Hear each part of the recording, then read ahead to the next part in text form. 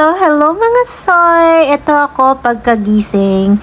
Gumigising ako ng alas 5 ng umaga, depende na yan. Minsan mas maaga kasi maaga akong natutulog. Ang pagkagising ko syempre trabaho na agad. Monday ngayon, kaya ako namamalansya. Nalinis ko na nga yung iba kahapon, yung gabing Sunday para hindi na gaano mas madumi pa dito. Hindi ko nga natawagan kagabi yung mama ko, kaya yan, tinawagan ko na muna siya. Tapos nag-check na din kami ng diabetes, ng sugar ni Chloe.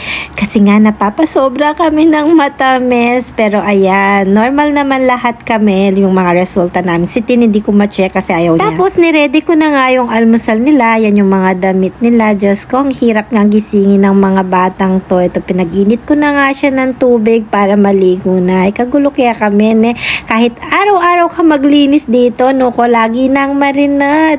Ewan ko ba, bakit pahirapan kami palaging marumi? Siyempre, kailangan busog ako bago magtrabaho. Ayan, kaya hindi ako pumapayat kasi kain na ako ng kain pag nagluto ako, sigurado. Ayan, lalamon muna ako bago kumilos, bago magtrabaho. Buti na lang, malaki-laki ng konti yung mga anak ko. Ayan, nakakaligo na silang mag-isa, pero kailangan ko pa rin silang ayusin at bihisan para naman kahit pa paano, ayan, mabilis, ay nuko, lagi na lang silang oras kung mag-prepare. Siyempre, habang pinapakain ko yan, binibihisan ko, inaayusan ko para naman mabilis kami, nuko, kung hindi, malilate silang parehas ng kanyang ate. Grabe, dati pa nga ako yung nagsiservice, tapos nagluluto pa ako ng baon nila, kaya lagi kaming nalilate.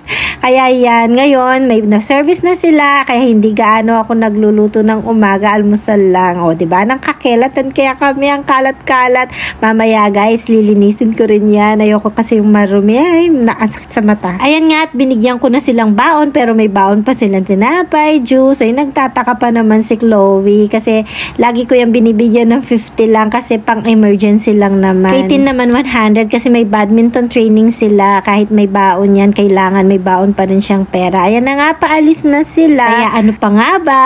Ako na naman mag-isa. O, sabihin yung walang trabaho yung nanay. Diyos ko, tingnan nyo naman yung trabaho ko.